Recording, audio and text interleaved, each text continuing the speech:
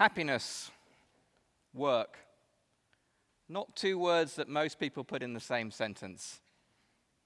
But I want to talk to you today about how functional happiness is and how, if organizations could harness the positive power of the human emotion of happiness, then we'd make the world of work a better place for us, for organizations, and society. In fact, it would be a revolution about how we work. I'm standing in the heartland of where the last industrial revolution happened.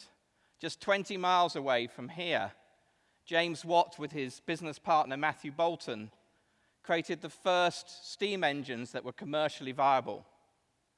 They were about 3 or 4 times more efficient and more effective than the previous steam engines, called Newcomb's steam engines. They were able to deliver rotary power, which helped to create factories. You were able to move steam engines up into the valleys towards flour mills and all sorts of things. Revolutionized the way that we work, and that is still rolling out today, 250 years later. At the heart of these steam engines was an exceptionally interesting device. It's there, circled in red. This is called a governor. It's a beautifully simple device at the heart of the steam engine.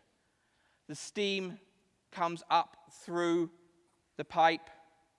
As more steam comes in, these balls, which are rotating very quickly, move out. So it's sensing that there's a change in the environment, more steam coming in. It communicates that information along the levers to a valve, which regulates the amount of steam coming into the engine. It is a self-organizing, self-regulating control mechanism. And the point with this control mechanism was it was built into the system. It is not controlled from the outside, it is inside the machine. Well, actually, it's not very dissimilar to how human emotions work in the organism. This is a picture of a happy guy. He's actually my best friend, Pete. We can all recognize that he's happy. We can see that. We can relate to his happiness. Happiness is a universal human emotion. Everybody on this planet experiences happiness in their life at times. We can be sure that if it's universal, that it is evolutionary functional for us, helping us survive and thrive through the millennia. We sort of well understand that emotions like anger and fear are part of the fight and flight mechanism, and they help us respond to threats in the environment. But happiness is also functional, but it's more about helping us thrive than it is survive. It's actually helping us approach psychologist opportunities. Fear and anger are about avoiding threats. So you can see about the fact that it probably really is functional for work to think more about what happiness is. And if we look at the data, I'm really into numbers, I'm a bit of an applied statistician, then actually, sadly, not so many people on this planet are really, really happy at work. Gallup estimate that it's about 13% of the global workforce. This is from their world poll, which interviews about 1,000 people in every country, pretty much every country on the planet. And they estimate that just 13%, 1 in 8 people, are working with passion and really engaged with their work. Now, the rest of the people are sort of simply just putting in the time. The other 83%, some of them are really actively unhappy at work, but a lot of people are just putting in the time. And we spend a lot of time at work. I don't know if you know this, but it's about 100,000 hours of your life that you will spend at work. That's 11 and a half years at work. And that doesn't include the extra year and a half you spend commuting to and from work either. So it would seem that it's sensible for all of us to think about being happy at work. And organizations also recognize the importance of people. You will find in countless vision statements, mission statements of organizations that our people are our most important asset. There's a whole body of work which calls this human capital, as if people are like fixed capital or financial capital. It's a total misnomer because organizations do not own people. These are not assets to be sweated. People and organizations have a relationship. And relationships are a lot to do with the feeling that is between the two of them. And there is research about organizations that are genuinely getting it right. Organizations that are thriving in every indicator that you could possibly find. Probably the most succinct description of this relationship is looking at data again from Gallup, where they show that organizations that are really doing well have 37% lower absenteeism rates than those that are just doing moderately okay. There's research showing that happier people are healthier, so they actually get sick less, but also you don't take a duvet day if you enjoy your work. You turn up at work. You also don't leave a company. There's 45% lower staff turnover in these types of organizations. And if you think how much it costs an organization to recruit somebody, to train them, all the other people they have to pay to cover for that and the stress they put upon them, organizations should think a lot more about keeping the people that they have and not only relying on having to re-recruit all the time. You can find statistics that there are 48% less accidents in organizations where people are happy at work. When we are in good moods, we pay more attention. All of us experience this sometimes when we go to a restaurant and we have a bad experience. The waiter's grumpy, and we're trying to get attention, and they're not noticing that we want attention. Well, there's research that shows that happy people have much better peripheral vision. So when a waiter or waitress is in a good mood, they're going to notice you more. And okay, in a restaurant, that's just a bit of bad service, so it's a problem if you run a restaurant. It's a big problem if you run a restaurant. But if, for the rest of us, we just sort of put it away. But if this is your drip machine in a hospital, then things like critical response times to emergencies go up in hospitals where the nursing staff have low well-being, low morale. And that translates into higher patient death. So it can become a matter of life and death. And they also show that organizations have higher productivity.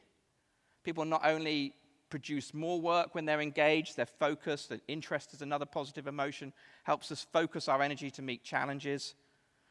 But they also are more creative, come up with new innovations, which can lead to more productivity. So there's lots and lots of reasons why organizations should think about happiness. And in fact, you can estimate the cost of ignoring happiness.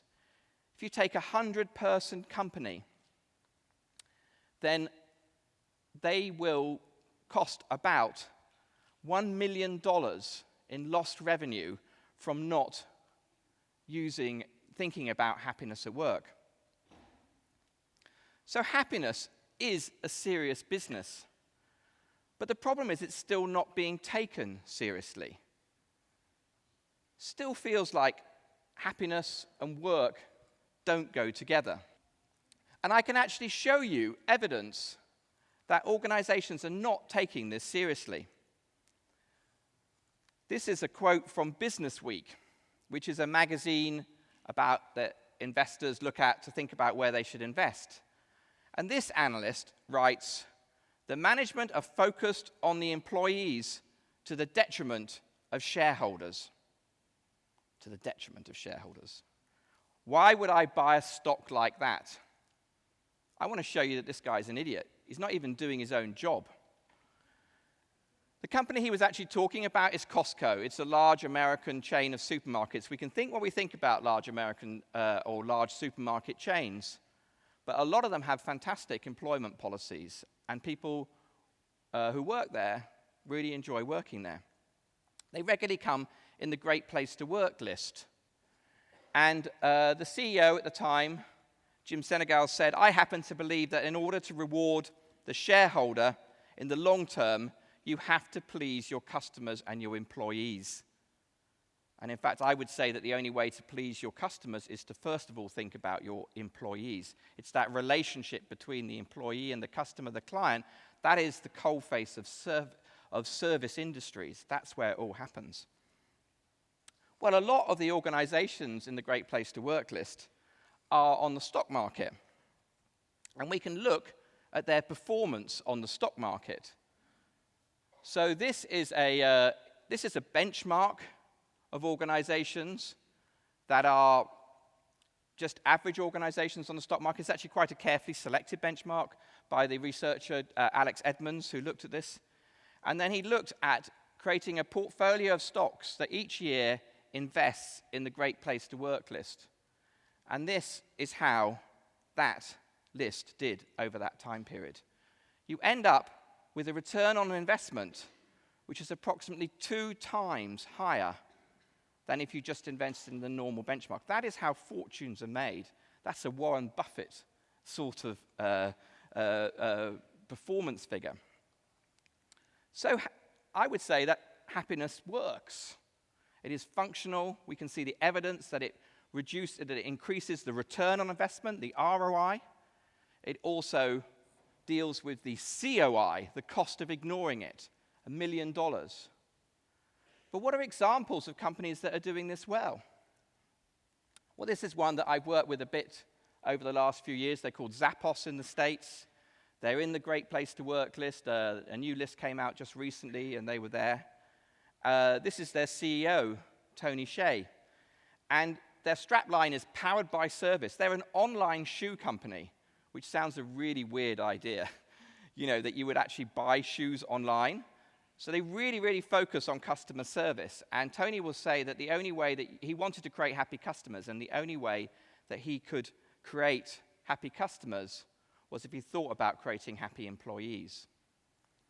Now, an internet company like this has effectively a call center that deals with telephone calls coming in, emails coming in, normally about complaints and problems or difficulties or challenges.